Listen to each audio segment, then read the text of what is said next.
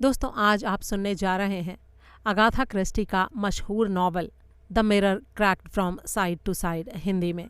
ये Jane Marple series का novel है। जेन मार्पल सीरीज का एक दूसरा नॉवल 450 फ्रॉम पैडिंगटन पहले से ही हमारे चैनल पर मौजूद है और अगर आपने इसे अभी तक नहीं सुना है तो उसे सुनने के लिए ऊपर आई बटन पर क्लिक करें। हरक्यूल पॉयरो सीरीज के भी बहुत सारे नॉवेल्स और शॉर्ट स्टोरीज हमारे चैनल पर अवेलेबल हैं। उनको सुनने के लिए भी ऊपर आई बटन पर क्लिक करें।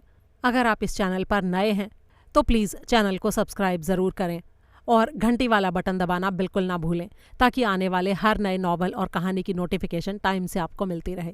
तो आइए शुरू करते हैं आज का वीडियो, जिसमें आप सुनेंगे the mirror cracked from side to side का पहला भाग। अध्याय 1। मिस जेन मार्पल अपनी खिड़की के पास बैठी थी। खिड़की से उनका बगीचा दिख रहा था जिस पर कभी उनको बड़ा ही गुमान था, लेकिन अब ऐसा नहीं रहा।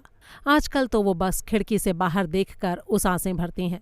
कुछ समय से उन्हें एक्टिव तौर पर बागबानी नहीं करने दी जाती है। अब उनके लिए झुककर नीचे बैठना, पौधों की गुड़ाई या निराई करना मना है। वो बस ज़्यादा से ज़्यादा थोड़ी बहुत छटाई का काम ही कर पाती हैं। बूढ़ा लेकॉक सप्ताह में 3 बार बागवानी करने आता है और इसमें कोई शक नहीं कि वो अपनी तरफ से कोई कसर नहीं छोड़ता, लेकिन उसके लिए जो काम बेहतर होता है वो सिर्फ उसके हिसाब से ही बेहतर होता है। उसके मालिकों के हिसाब से उसे बेहतर नहीं माना जा सकता। मिस मार्पल अच्छी तरह जानती थीं कि वो क्या और कब चाहती थीं और वो उसी के हिसाब से उसे निर्देश देती थीं। फिर उसके बाद बूढ़ा लेकॉक अपनी अक्लमंदी दिखाता था, जो दिखने में तो बड़ी गहरी रजामंदी होती थी, लेकिन उसके बाद उसका कोई नतीजा सामने नहीं आता था। लेकॉक के अजीबोगरीब बहाने हमेशा जायज़ होते थे और उसके बागवानी के नियम और उसूल बहुत ही सादे थे। बागवानी के जानकार मालिक भी उन नियमों को उससे छीन नहीं सकते थे। इनमें मीठी और कड़क चाय के कई सारे प्याले, काम के लिए दी जाने वाली शाबाशी, पतझड़ में पत्तों की सफाई और एक निश्चित मात्रा में उसके पसंदीदा फूलों की क्यारी शामिल थे। वो गुलाबों को हरे कीड़ों से बचाने के लिए सिरिंज लगाने के हक में था, लेकिन इस काम में थोड़ा ढीला था। वैसे अगर सटीक शब्दों में कहा जाए तो वो हर काम में ही थोड़ा ढीला था। हाँ, अपने मालिकों से काफ़ी लगाव रखता था, लेकिन बागवानी के मामले में उनकी कल्पनाओं का मजाक उड़ाता था। सब्जियां उगाने में उसका कोई सानी नहीं था। उनको तो वो जीवन का असली सार मानता था। उसे लगता था कि ये फूल पौधे सिर्फ औरतों के शगल हैं। इनकी जगह गार्डन में सिर्फ और सिर्फ सब्जियां उगाई जानी चाहिए।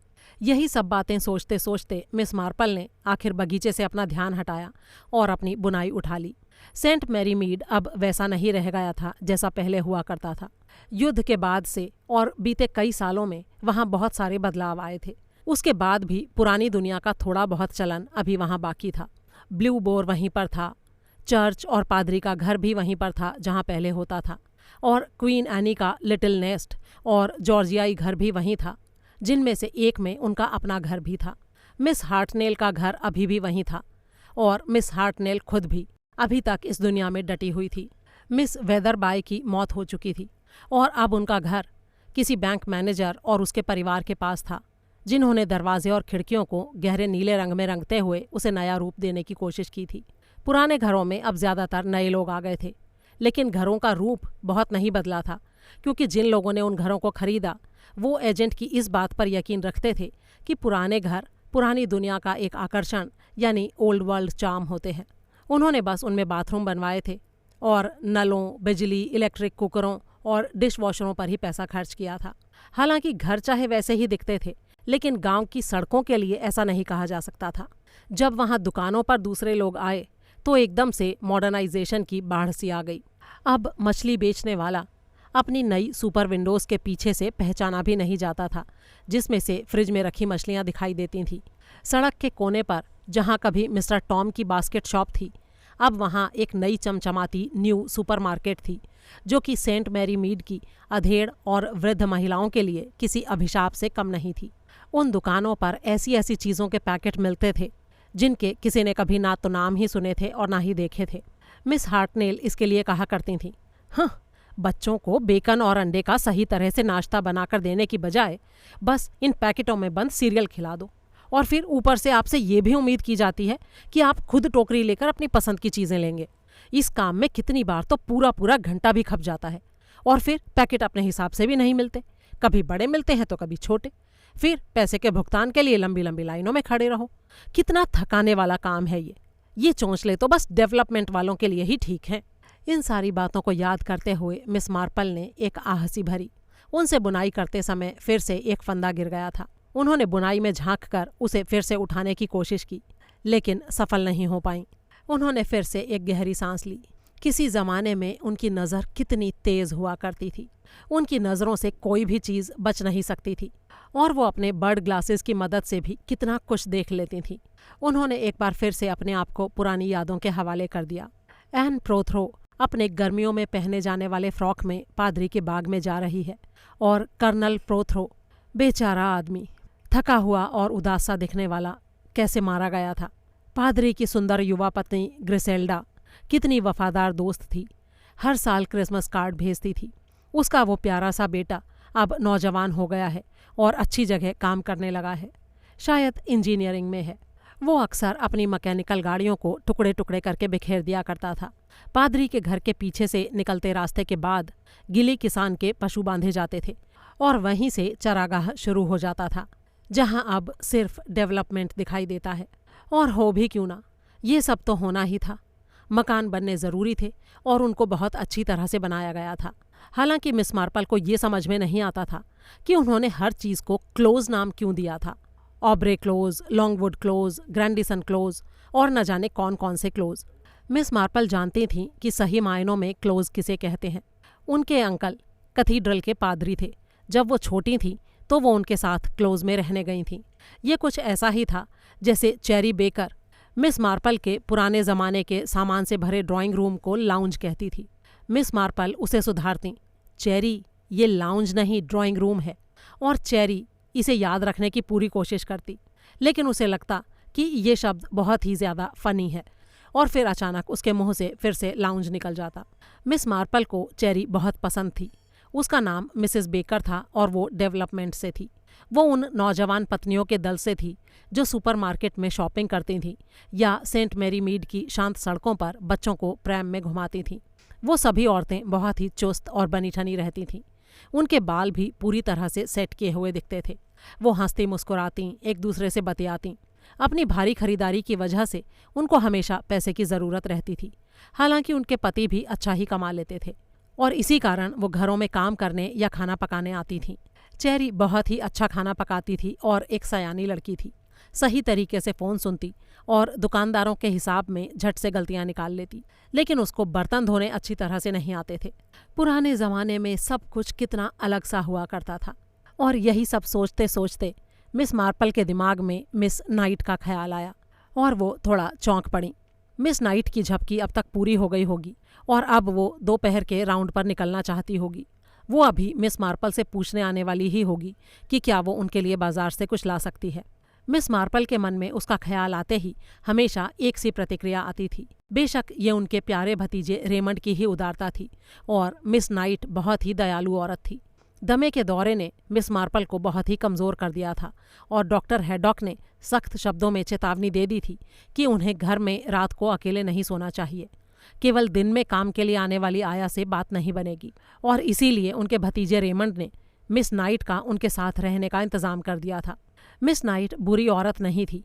वो बहुत ही दयालु, अपने मालिक की सेवा करने वाली, उसका मन बहलाने वाली और उसके साथ खुशदिली से बातें करने वाली थी। लेकिन वो उनसे ऐसे भी पेश आती थी मानो वो मानसिक रूप से विकलांग बच्चे को संभाल रही हो।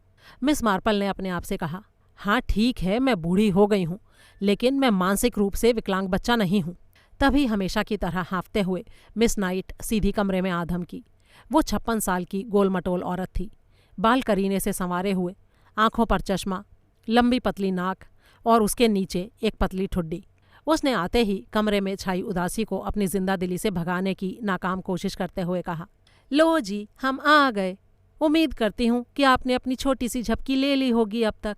मैं स्वेटर बुन रही थी, मिस मार्पल ने कहा, और मेरा एक फंदा भी गिर गया है। ओ डियर डियर, हम इसे अभी ठीक कर देंगे, है ना, बस 1 मिनट में हो जाएगा। फिर मिस नाइट ने वो स्वेटर लिया और फंदा उठाकर मिस मार्पल को वापस कर दिया। और अब मैं अपनी खरीदारी करने जा रही हूँ, मुझे ज़्यादा टाइम नहीं लगेगा। वैसे मुझे आपको अकेले ज़्यादा देर तक छोड़ना बिल्कुल अच्छा नहीं लगता है मिस मार्पल। अगर आप इस दौरान एक झपकी ले लेती तो अच्छा होता ना। मिस मार्पल ने थके हुए से स्वर में कहा, हाँ हाँ, मैं आराम कर लूँगी, तुम जाओ, और आने की जल्दी मत करना, अपना काम पूरा आराम से करके आना। ठीक है डियर, क्या मैं आपके लिए कुछ लाऊं? मिस मार्पल ने कुछ सोचा, फिर बोली, हाँ तुम एक काम करना, लॉन्गडन्स के पास जाकर पूछना कि क्या पर्दे तैयार हो गए, और मिसेज विजली के यहाँ से नीले रंग की ऊन के बारे में भी पूछ लेना, और केमिस्ट से एक डिब्बा ब्लैक करेंट लॉजेंस का भी ले आना, और अगर हो सके तो लाइब्रेरी से मेरी किताब बदलवा लेना। ये पिछली वाली किताब तो बहुत ही बकवास थी। और अगर तुमको ज़्यादा दूर ना पड़े तो क्या तुम हैलॉट्स की तरफ भी निकल जाओगी? उनसे ये पूछना था कि अंडे फेंटने वाला वो ब्रश उनके पास आ गया है क्या, जिससे ऊपर नीचे फेंटते हैं। ये गोल घुमाने वाला तो किसी काम का नहीं है। मिस मार्पल अच्छी तरह से जानती थीं कि हैलॉट्स दुकान पर ऐसी कोई चीज़ नहीं मिलती, लेकिन असली बात ये थी कि वो दुकान उनके घर से काफ़ी दूर थी और वहाँ से आने जाने में मिस नाइट को काफ़ी वक्त लगना था। मिस नाइट ने झपाक से जवाब दिया, हाँ हाँ, मुझे क्या प्रॉब्लम है, मैं चली जाऊंगी। मिस नाइट शॉपिंग की दीवानी है, उसके लिए ये सांस लेने की तरह ज़रूरी है। अपने साथियों से मिलना, उनसे गपशप करना, दुकानों के नौकरों से इधर उधर की हाँकना और नई नई चीज़ें देखने का मौका, और ऊपर से मन में ये शर्मिंदगी भी नहीं होती कि हम अपने काम की बेपरवाही करके बाजार में मस्ती कर रहे हैं। भाई मालिक के लिए ही तो खरीदारी करने आए हैं हम।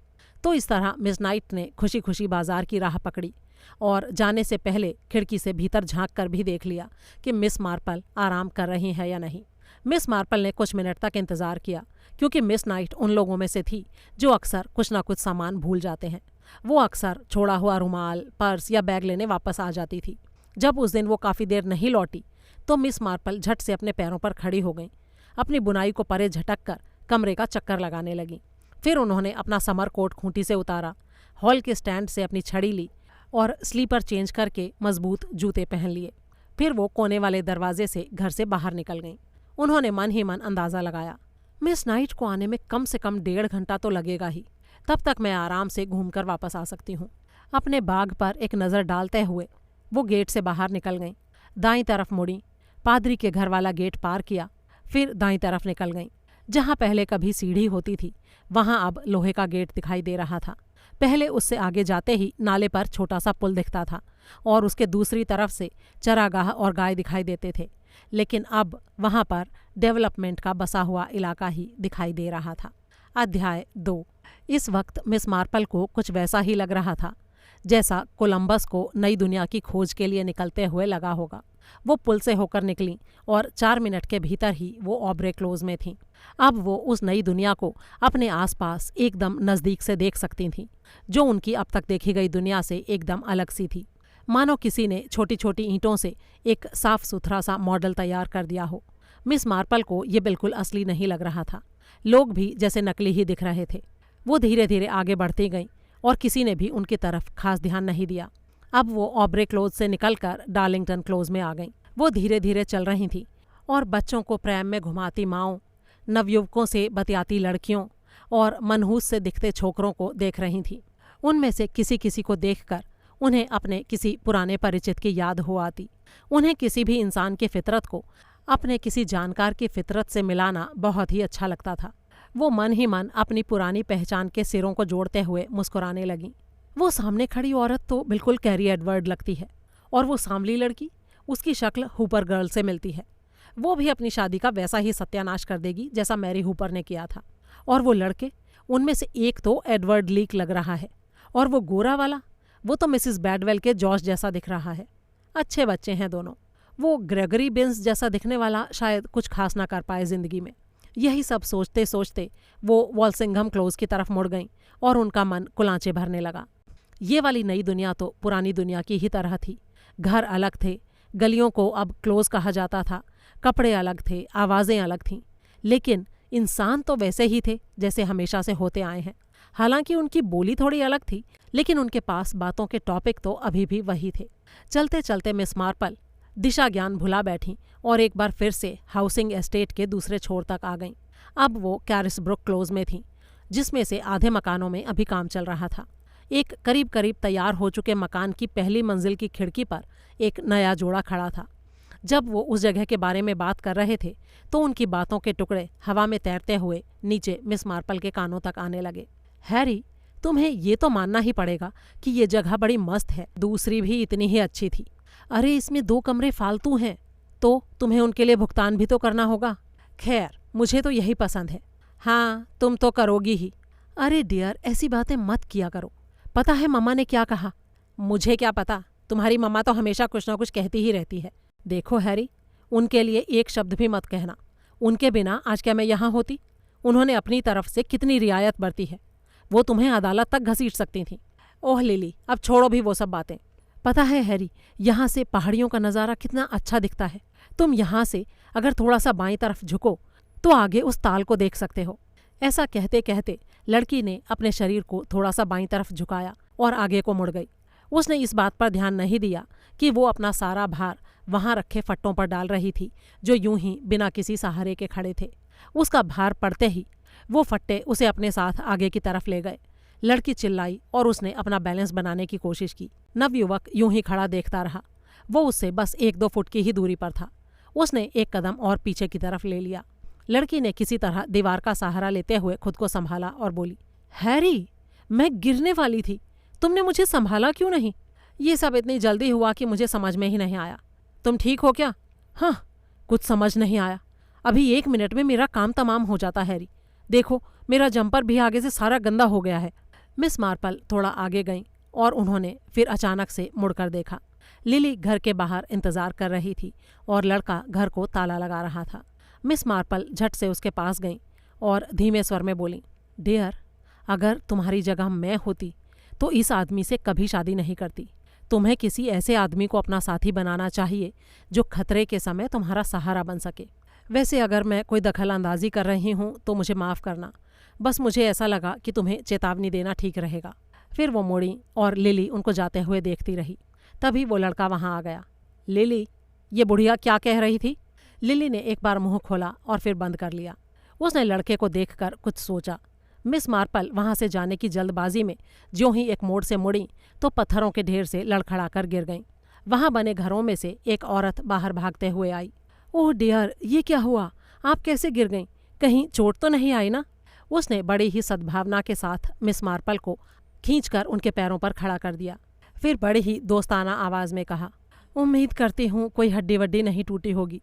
वैसे बेहतर होगा अगर आप अंदर आकर थोड़ा आराम कर लें।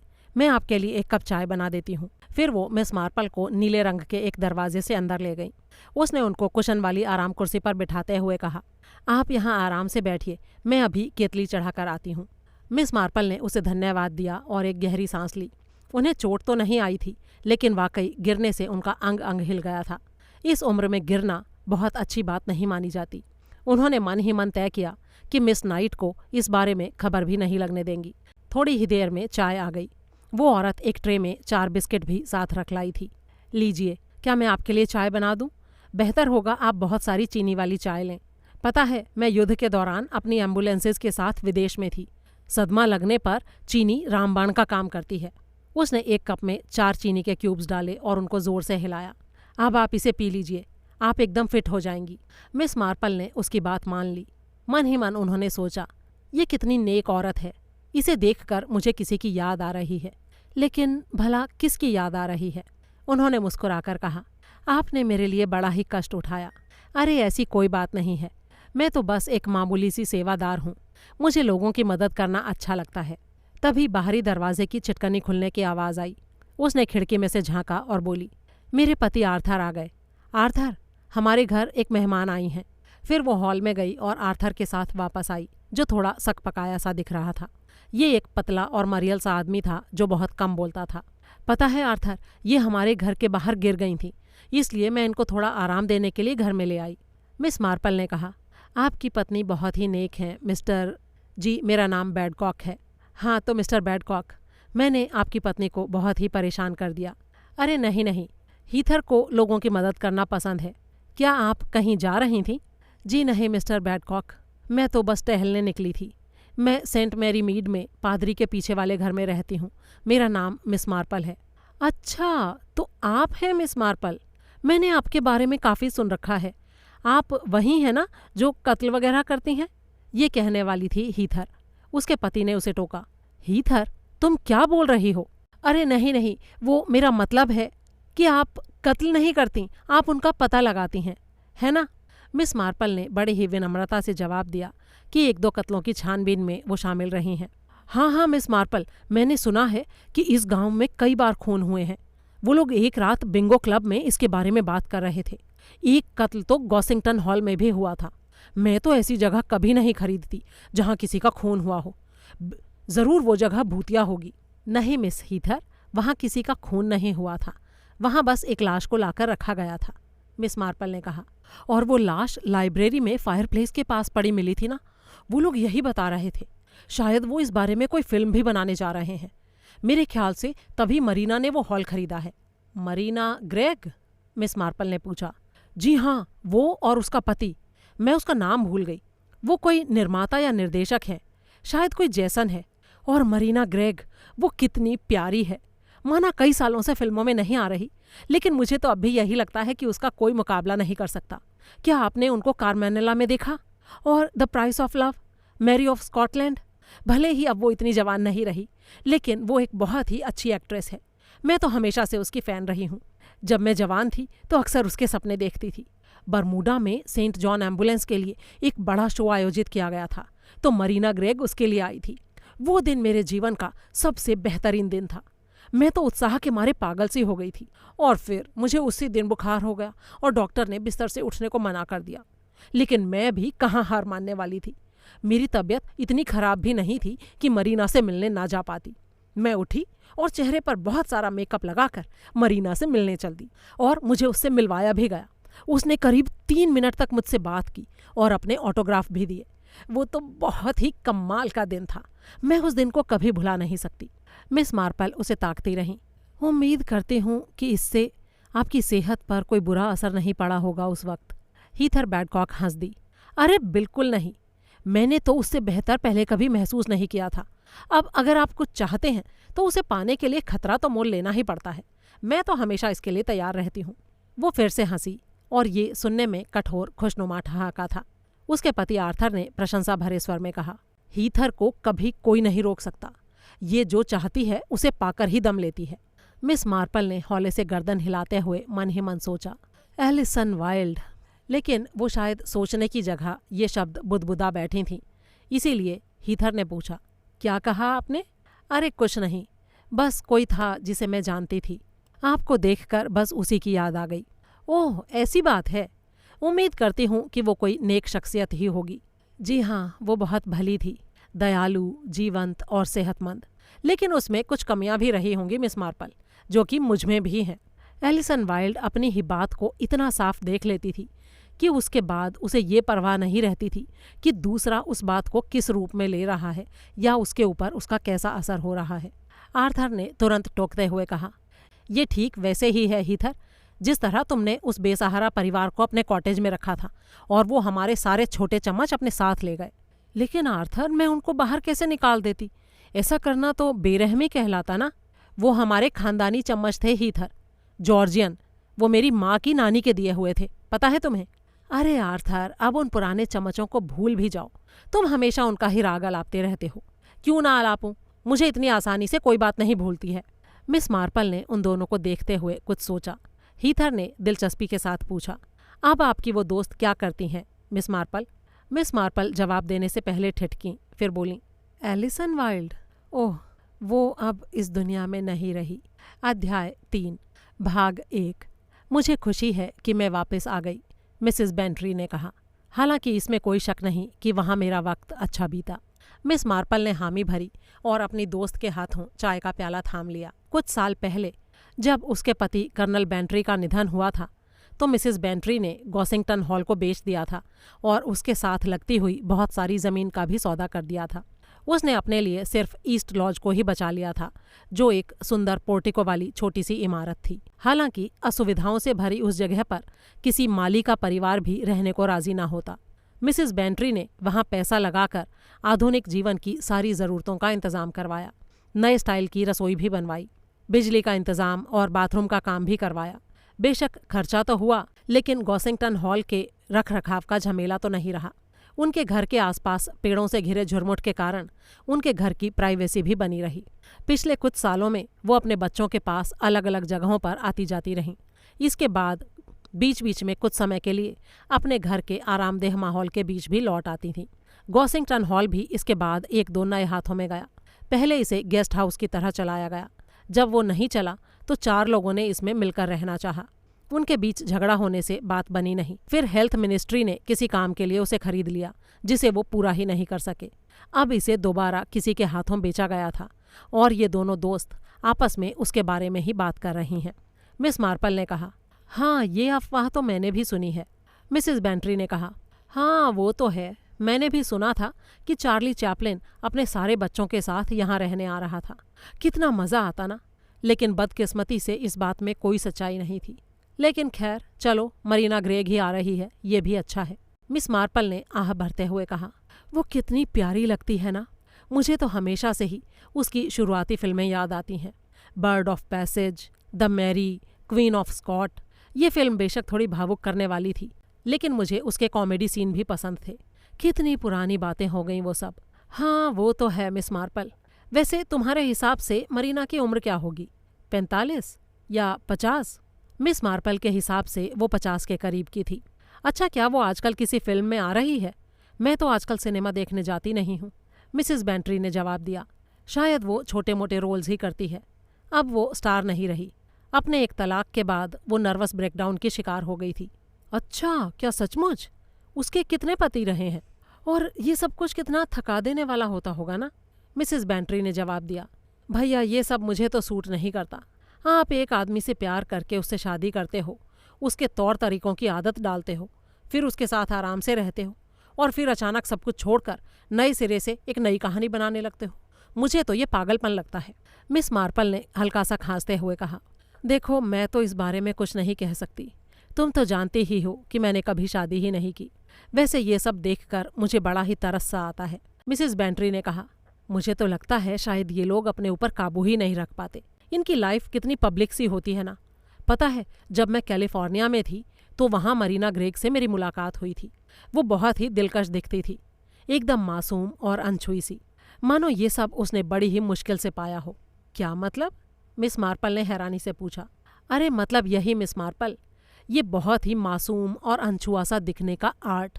आपको असल में इसे सीखना पड़ता है, इसकी प्रैक्टिस करनी पड़ती है। हमेशा लोगों की भीड़ के बीच मुस्कुराते रहो। किसी से भी खींचकर आप ये नहीं कह सकते, ओहो भगवान के लिए मुझे तंग मत करो। और शायद यही वजह है कि इन लोगों को नशे की लत हो जाती है। मिस मार्पल ने सवाल किया, इसके 5 पति थे ना? हाँ, कम से कम 5 तो हुए ही हैं। पहले की तो कोई गिनती ही नहीं है। दूसरा कोई विदेशी राजकुमार टाइप का था और अगला शायद कोई फिल्मी हीरो था, रॉबर्ट ट्रस्कॉट शायद। इनका तो आपस में बड़ा चक्कर चला था, लेकिन शादी सिर्फ 4 साल टिकी। और उसके बाद आया वो स्क्रिप्ट राइटर इज़ीडोर राइट। वो मामला थोड़ा गंभीर था और उसी शादी से मरीना की एक संतान भी हुई। वो हमेशा से अपने लिए बच्चे चाहती थी और उसने कुछ बेसहारा बच्चों को गोद भी लिया था।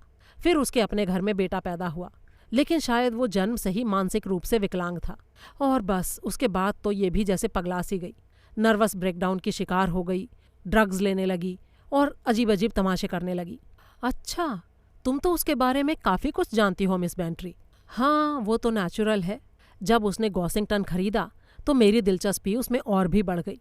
अभी वो जिस आदमी के साथ है, उसने उससे 2 साल पहले शादी की थी और अभी तक तो दोनों के बीच सब ठीक चल रहा है। वो कोई प्रोड्यूसर या डायरेक्टर है। वो उसे काफ़ी पहले से चाहता था, लेकिन उन दिनों उससे कुछ कह नहीं पाया। लेकिन सुना है कि इन दिनों वो बंदा काफ़ी मशहूर हो गया है। और उसका नाम क्या है? बड़ा भला सा नाम है, जेसन हड। नहीं, जेसन रड। उन्होंने गॉसिंगटन हॉल खरीदा क्योंकि यहाँ से उनके लिए एल्स्ट्री जाना आसान रहेगा। मिस मार्पल ने गर्दन हिलाई और बोली, मुझे तो नहीं लगता, क्योंकि एल्स्ट्री तो उत्तरी लंदन में है। ये नया स्टूडियो है मिस मार्पल, शायद हेलिंगफोर्थ नाम है उसका। ये मार्केट बेसिंग से करीब 6 मील दूर है। वो ऑस्ट्रिया की एलिजाबेथ पर कोई फिल्म करने जा रही है शायद। तुम तो वाकई बहुत कुछ जानती हो। सितारों की प्राइवेट लाइफ के बारे में इतनी जानकारी, ये सब तुमने कैलिफोर्निया में ली क्या? अरे नहीं मिस मार्पल, असल में मैं जब अपने हेयर ड्रेसर के पास जाती हूँ तो उसके पास एक ऐसी मैगजीन रखी होती है जिसमें यही सब कुछ छपता है।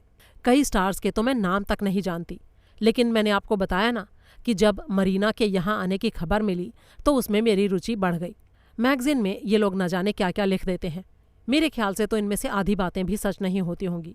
मुझे तो नहीं लगता कि मरीना ग्रेग सेक्सी टाइप की औरत है, और ना ही मुझे ये लगता है कि वो बेहिसाब शराब पीती है। बल्कि ऐसा भी हो सकता है कि उसे नर्वस ब्रेकडाउन भी हुआ ही ना हो और वो सिर्फ छुट्टियां मनाने कहीं चली गई हो।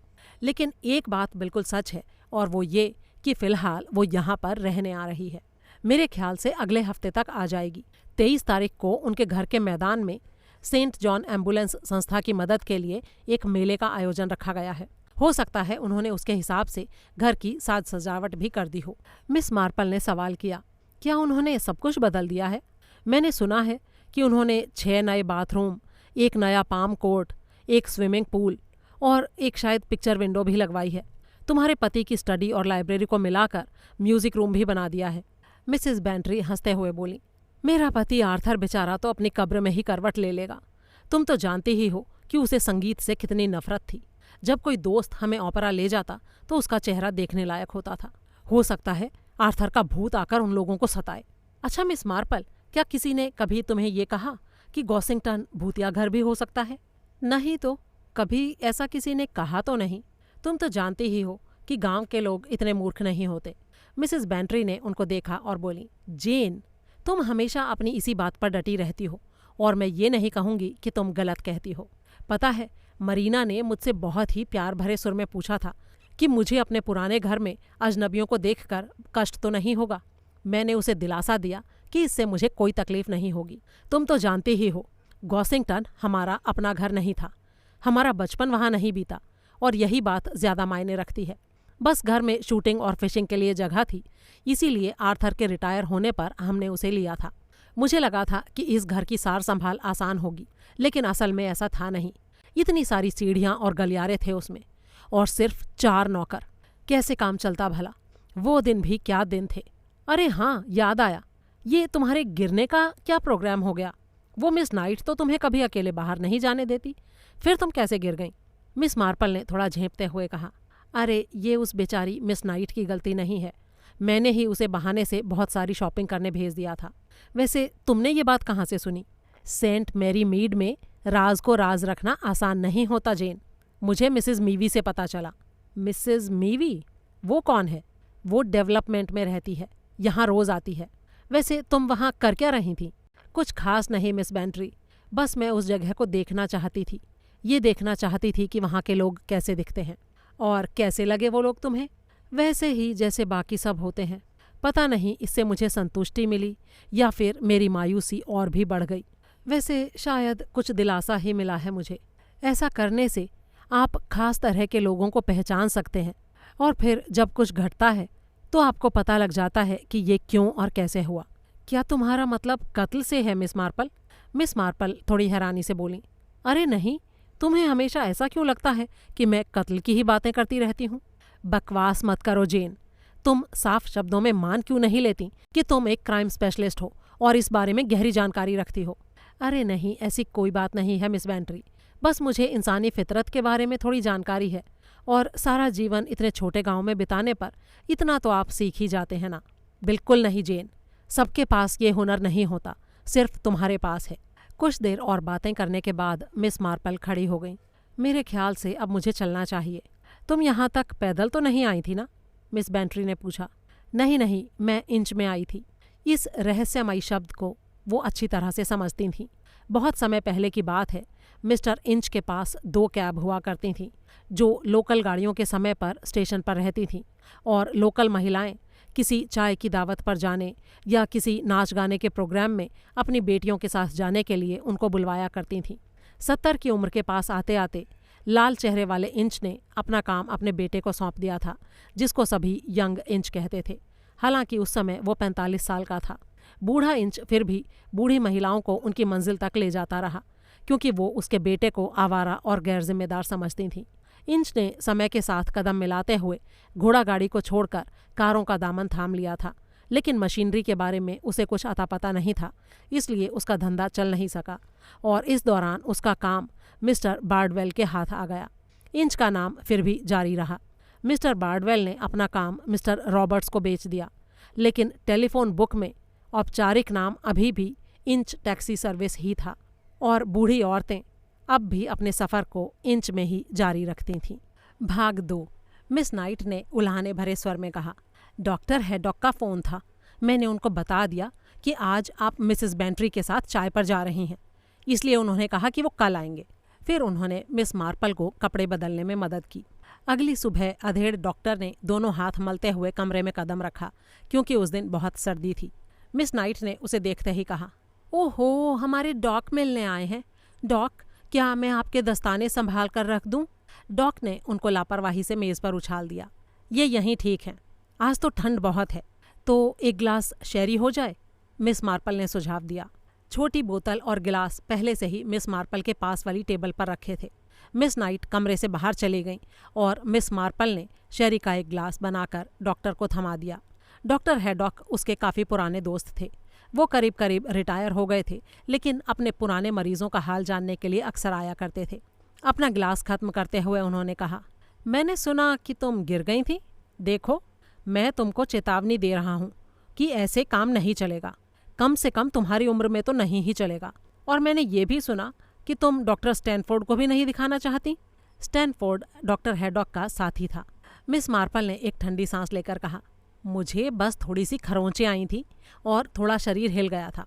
डॉक्टर स्टैनफोर्ड आता तो वो भी यही कहता। मैं तुम्हारे आने का इंतज़ार कर सकती थी। देखो डियर, मेरी बात को सुनो और समझो। मैं हमेशा तो तुम्हारा इलाज नहीं कर सकता ना। और मैं तुम्हें ये भी बता दूं कि स्टैनफोर्ड के पास मुझसे ज़्यादा काबिलियत है। वो एक बढ़िया डॉक्टर है। मिस मार्पल ने बुरा सा मुँह बनाते हुए कहा, ये सारे जवान डॉक्टर एक जैसे होते हैं। वो आपका ब्लड प्रेशर देखते हैं और फिर तरह तरह की गोलियां खाने के लिए पकड़ा देते हैं, चाहे कुछ हुआ हो या ना हुआ हो।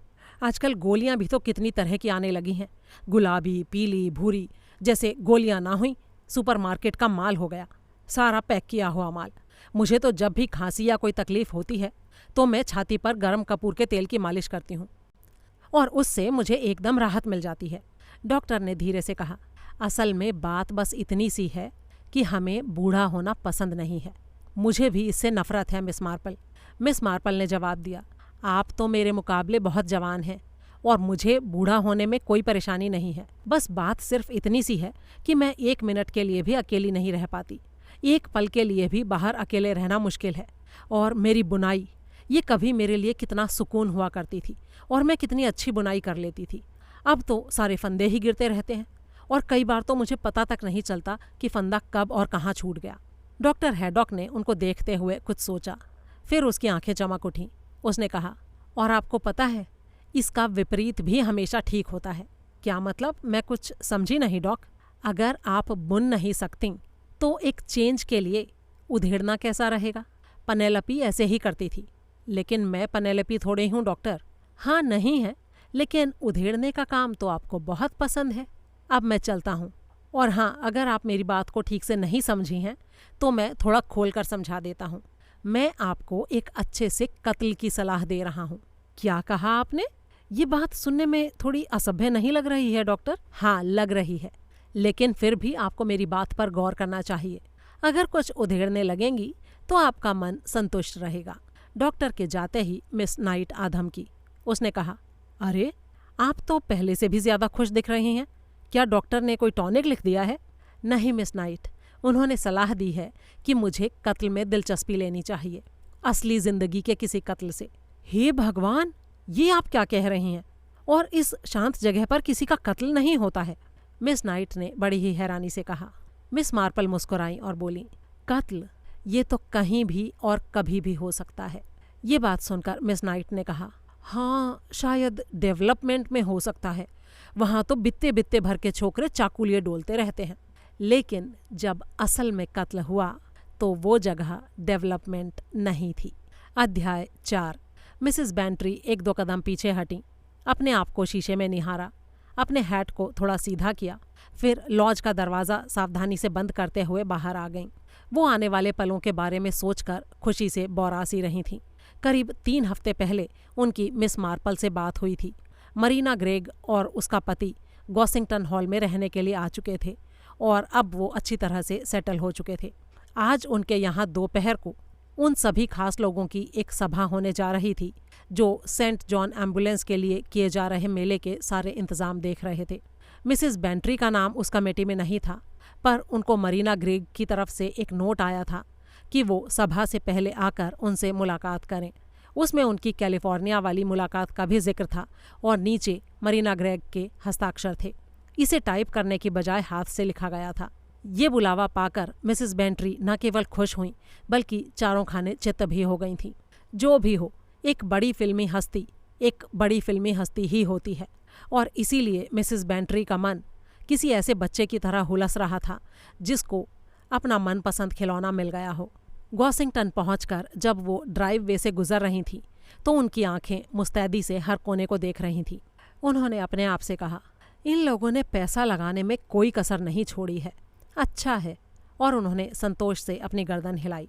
नए पेंट से रंगे दरवाजे के पास ठिठक कर उन्होंने घंटी बजाई। उसी समय एक व्यक्ति ने दरवाज़ा खोला जो देखने में इटालियन कुक लग रहा था। वो उनको सीधा उसी कमरे में ले गया जो कभी कर्नल बेंट्री की लाइब्रेरी हुआ करता था। वो पहले भी सुन चुकी थी कि अब इस हिस्से को स्टडी में मिला दिया गया था।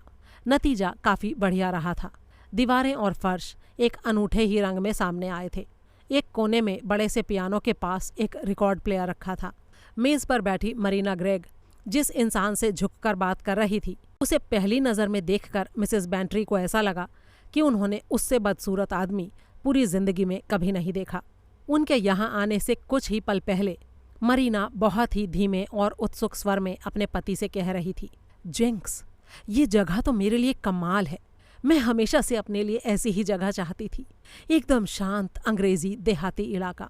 मुझे लगता है कि मैं अपना पूरा जीवन यहाँ बड़े ही आराम से बिता सकती हूँ। हम यहाँ रहने के सारे अंग्रेजी तौर तरीके अपना लेंगे। हर दोपहर को अपने चाइना के टी सेट में दोपहर की चाय पियेंगे और जॉर्जियन टी सर्विस का आनंद उठाएंगे, और हम खिड़की से लॉन में दूर तक फैले सदाबहार फूलों की क्यारियों को देखेंगे। आखिरकार अब मुझे लगने लगा है कि मैं अपने घर आ गई हूँ। यहाँ मैं बस सकती हूँ, खुश और संतुष्ट रह सकती हूँ। ये मेरा घर बनने जा रहा है, मेरा अपना घर। बस अब मुझे ऐसा ही लग रहा है। और ये बात सुनकर जेसन रड, जिसे उसकी पत्नी प्यार से जिंक्स कहती थी, अपनी पत्नी को देखकर मुस्कुरा दिया था। बेशक उसकी मुस्कान बहुत ही मीठी और प्यारी थी, लेकिन वो इस तरह की बातें इससे भी पहले कई बार सुन चुका था। शायद इस बार ये सब कुछ सच हो जाए। शायद यही वो जगह हो जहाँ मरीना ग्रेग चैन से जी सके। लेकिन वो अच्छी तरह जानता था कि उसकी बीवी अक्सर किसी भी नई जगह को देखकर ऐसे ही एक्साइटेड हो जाती थी। जेसन ने गंभीर स्वर में कहा, ये तो बहुत अच्छी बात है हनी। मुझे खुशी है कि तुम्हें ये घर पसंद आया। अरे पसंद आया? मैं तो इससे प्यार करने लगी हूँ जेसन। क्या तुम्हें इससे लगाव नहीं हुआ? हाँ, मुझे भी ये बहुत अच्छा लगा, जेसन ने कहा। मरीना ने हौले से आह भरी और बोली, एक बार फिर से बेहतर महसूस करना कितना अच्छा लग रहा है। अब मैं हालात का सामना कर सकती हूँ। और ठीक उसी समय उनका दरवाज़ा खुला था और इटालियन खानसामा मिसेस बेंट्री को लेकर अंदर दाखिल हुआ था। मरीना ग्रेग का स्वागत बहुत ही भावभीना रहा। वो अपने हाथ फैलाते हुए आगे आई और उसने कहा कि उसे मिसेस बेंट्री से दोबारा मिलने में कितनी खुशी हो रही है। और ये भी कैसा संयोग था कि वो लोग पहले सैन फ्रांसिस्को में मिले थे और ठीक 2 साल बाद वो लोग उसी घर को खरीदने आ गए जो कभी मिसेस बेंट्री का था। फिर मरीना ने मिसेस बेंट्री को अपने पति से मिलवाया। ये मेरे पति हैं, जेसन रड। मिसेस बेंट्री ने जेसन को ध्यान से देखा। उस आदमी की आंखें काफ़ी दिलचस्प थीं, सिर के भीतर को एकदम धंसी हुई। उसका बाकी चेहरा बहुत ही भद्दा और अनुपात से परे था। नाक इस तरह ऊपर की ओर उठी हुई थी कि अगर उसके ऊपर एक छोटी सी लाल डॉट लगा दी जाए तो उसे आप जोकर की नाक समझ सकते थे। लेकिन हाँ, उसकी आवाज़ बहुत ही खुशनुमा सी थी, गहरी और धीमी। उसने मिसेस बेंट्री का स्वागत करते हुए कहा, आपसे मिलकर मुझे भी बहुत खुशी हुई मिसेस बेंट्री, और मैं उम्मीद कर रहा हूँ कि आपको इससे उल्टा तो नहीं महसूस हो रहा होगा। मिसेस बेंट्री ने मुलायम स्वर में कहा, अरे आप ऐसा बिल्कुल भी ना सोचिए कि मुझे इस घर से निकलना पड़ा था। ये कभी मेरा पुराना घर नहीं था। जब से मैंने इसे बेचा है, अपने आप को ऐसा करने के लिए बधाई ही दी है। इस घर को संभालना आसान काम नहीं था। हाँ, मुझे इसका बाग काफ़ी पसंद था, लेकिन घर मेरे लिए चिंता का कारण बन गया था। इसे बेचने के बाद से मैंने दुनिया के अलग अलग हिस्सों में बसे अपने बेटे बेटियों के साथ बहुत ही अच्छा टाइम बिताया है। अपने नाती पोतों के साथ खूब खेली हूँ मैं। मरीना ने सवाल किया, बेटियाँ? क्या आपके बच्चे हैं? जी हाँ, मेरे 2 बेटे और 2 बेटियां हैं। वो सब बहुत दूर दूर रहते हैं, कीनिया, साउथ अफ्रीका, टेक्सास और लंदन में। कुल मिलाकर 9 नाती पोते हैं मेरे। वैसे दादी नानी बनने का भी अपना ही मज़ा है। आपको माँ बाप की जिम्मेदारियां नहीं निभानी पड़ती और आप बच्चों से जी भरकर लाड लड़ा सकते हैं। ये बात सुनकर मरीना ग्रेग मुस्कुराई और उसे देखकर लगा कि वो खुश है। लेकिन मिसिस बेंट्री की बातें सुनकर उसके हाथों में जो एक अजीब सा कंपन आ गया था, वो जैसन से छिपा नहीं रहा और उसने तुरंत बात पलट दी। तब तक चाय भी आ गई और सब लोग चाय पीने लगे। मिसिस बेंट्री अपलक मरीना ग्रेग को निहार रही थीं। मरीना ग्रेग उस जमाने से मशहूर एक्ट्रेस रही थी जब सिर्फ फिगर ही खूबसूरती का पैमाना नहीं होता था। उसे सेक्स सिंबल या तराशी हुई मूर्ति जैसा तो नहीं कहा जा सकता था, लेकिन उसके व्यक्तित्व में एक अजीब सा खिंचाव, एक अजीब सी कशिश थी। उसका अपने सिर को अचानक हिलाना, फिर गहरी प्यारी आंखें खोलना, मुंह की वो हल्की सी कंपकपाहट, ये सब मिलाकर वो गजब की खूबसूरत दिखने लगती थी। और ये एक ऐसी खूबसूरती थी जो किसी के नैन नक्श से नहीं बल्कि उस जादू से आती थी जो देखने वाले को अनजाने में ही अपने पाश में बांध लेता था।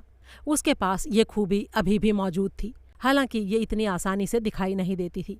दूसरी एक्ट्रेसेस की तरह उसे भी अपने आप को एक खोल में बंद कर लेना अच्छी तरह से आता था। वो अचानक ही अपनी सारी खूबियों से भरे व्यक्तित्व को एक तरफ रख देती, अपने आप में ही कहीं खो जाती, जिसको देखकर उसके फैन मायूस हो जाते। और फिर अचानक ही उसके सिर का हिलना, वो हाथों की जुम्बिश और चेहरे की वो भोली सी मुस्कान एक झटके से फिर से सामने आ जाता।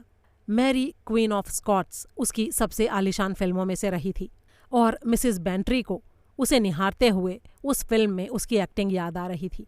तभी मिसिस बेंट्री की आंखें उसके पति की तरफ उठ गईं। वो भी मरीना को ही देख रहा था और उस पल उसकी आंखों में जो भाव थे उनको देखकर मिसिस बेंट्री ने मन ही मन कहा, ओह गॉड, ये तो जैसे मरीना की पूजा करता है। उन्होंने यूं ही पूछ लिया, मैं उम्मीद करती हूँ कि आप लोगों को यहाँ अच्छा लग रहा होगा और आप लोग कुछ समय तक यहीं रहेंगे।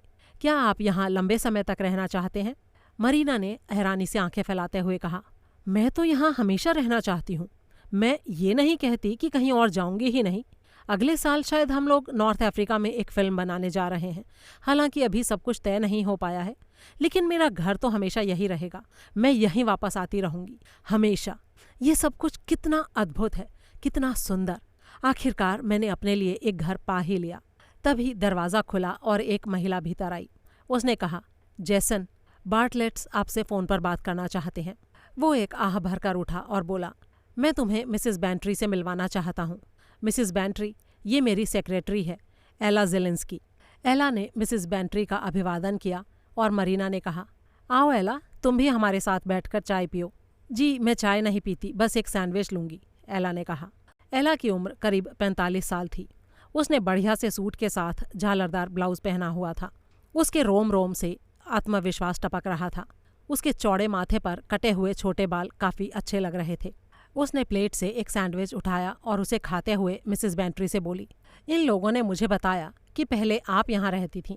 तब तो आप ये जानती ही होंगी कि इस जगह के बारे में गांव में कैसी कैसी बातें फैली हुई हैं। इससे पहले कि मिसिस बेंट्री कुछ कहती, मरीना ने उसे टोका, एला, तुम माहौल खराब मत करो।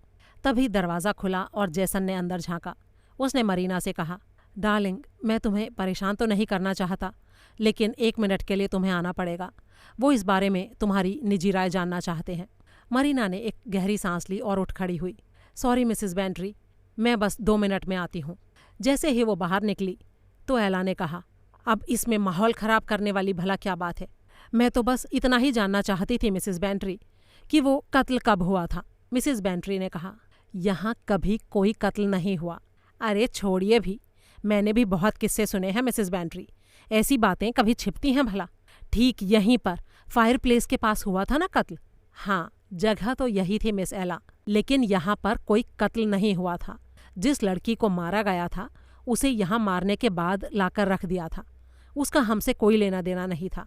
एला ने सवाल किया, शायद आपको लोगों को इस बात का यकीन दिलाने में काफ़ी मुश्किल हुई होगी, नहीं? जी हाँ, आपने ठीक कहा मिस एला, हुई थी। अच्छा, और आपको पता कब चला? सुबह के समय जब नौकरानी चाय लेकर आई। उसने आकर हमें बताया कि लाइब्रेरी में एक लाश पड़ी है। मैंने कहा, बकवास मत करो, फिर मैंने अपने पति को जगाया और हम दोनों यहाँ देखने आए, और वाकई वहाँ लाश पड़ी हुई थी। Oh my God! वैसे अगर आप बुरा ना माने तो प्लीज़ मिस ग्रेग से इस बारे में कुछ नहीं कहिएगा। ये उनके लिए ठीक नहीं होगा। ऐसी बातें उन्हें नुकसान पहुंचा सकती हैं। हाँ हाँ, बेशक मैं एक शब्द भी नहीं कहूँगी। मैं तो कभी इस बारे में कुछ बोलती भी नहीं। ये तो तुम्ही ने बात शुरू की थी, मिसेस बेंट्री ने कहा। और वैसे भी ये सब कुछ काफ़ी पहले हुआ था। हाँ, अगर मरीना ने बाहर से कहीं इस बारे में सुन लिया तो मैं कुछ नहीं कर सकती, एला ने जवाब दिया। वो जिंदगी की हकीकत से ज़्यादा मतलब नहीं रखती। ये फिल्मी सितारे जो होते हैं ना, ये एक हद तक ऐसी लाइफ जीते हैं जो आम लाइफ से एकदम अलग होती है। छोटी छोटी बातों से परेशान हो जाते हैं। मरीना भी ऐसी ही है। आपको पता है, वो पिछले 1-2 साल से बहुत ही बीमार थी। बस अभी साल भर से ही तो थोड़ा संभली है, मिसेस बेंट्री ने जवाब दिया। मेरे ख्याल से ये घर उनको काफ़ी पसंद आया है और मुझे लगता है कि वो यहाँ खुश रहेंगी। हाँ, 1-2 साल तो रह ही लेंगी। बस 1-2 साल, उससे ज़्यादा नहीं। मुझे तो इस बात में शक है मिसेस बेंट्री। मरीना उन लोगों में से है जो हमेशा यही सोचते हैं कि उनकी दिली इच्छा पूरी हो गई है। लेकिन ये जिंदगी इतनी आसान थोड़ी है। अब तक बातें करते करते एला 2 सैंडविच और खा चुकी थी। वो उन्हें इस तरह अपने मुंह में ठूंस रही थी जैसे कोई गाड़ी छूट रही हो। वो साथ में लगातार बोले भी जा रही थी। मरीना बहुत ही लचर पचर टाइप की औरत है, लेकिन उनके पति जैसन वो ऐसे नहीं हैं। वो तो एक जीनियस हैं। क्या आपने उनकी डायरेक्ट की हुई कोई फिल्म देखी है? जी नहीं, मैंने नहीं देखी, मिसेस बेंट्री ने थोड़ा शर्मिंदा सा होते हुए कहा। ज़रूर देखिएगा, उनके जैसा डायरेक्टर मिलना बहुत ही मुश्किल है। और फिर ऊपर से वो एक बहुत ही अच्छे इंसान भी हैं। बेशक उनके पास बहुत कुछ है, उनको सब कुछ मिला है और मरीना भी मिली है, लेकिन मरीना को संभालना बहुत ही मुश्किल काम है। ऐसे लोगों को हर वक्त खुश रखना पड़ता है। उनकी छोटी छोटी बातों का भी ध्यान रखना पड़ता है। ऐसे लोगों को खुश रखना एकदम आसान काम नहीं होता। कुछ लोगों को अपनी उदासी में ही आनंद आता है। और आपको पता है, मरीना के मूड के उतार चढ़ाव तो और भी ज़्यादा बुरे होते हैं, एकदम हिंसक से।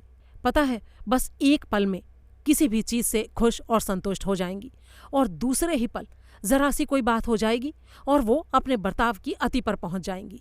यानी उनके दुख की सीमा ही नहीं रहेगी। मिसेस बेंट्री ने धीरे से कहा।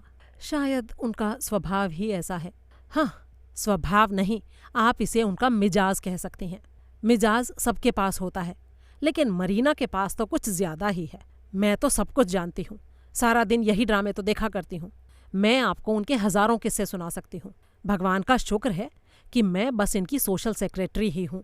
और इतना कहते कहते एला ने आखिरी सैंडविच भी उठाकर अपने मुंह में ठूंस लिया। अध्याय 5। सेंट जॉन एम्बुलेंस एसोसिएशन के कल्याण के लिए गॉसिंगटन हॉल के मैदान में एक मेला लगाया गया था, जिसमें बहुत से लोगों ने हिस्सा लिया। वहां एंट्री के लिए 1 शिलिंग की फीस रखी गई थी और देखते ही देखते सिक्कों के ढेर लग गए। असल में उस दिन मौसम साफ था, धूप खिली हुई थी और लोगों के मन में ये जानने की गहरी इच्छा थी कि गॉसिंगटन हॉल में कैसे बदलाव किए गए हैं। बहुत सारे लोग तो वहां बने स्विमिंग पूल को देखकर ही संतुष्ट हो गए।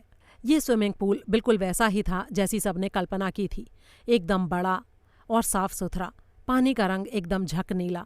कपड़े बदलने के लिए बहुत ही सुंदर जगह बनी थी और इसके आसपास नकली झाड़ियाँ और पेड़ भी खड़े किए गए थे।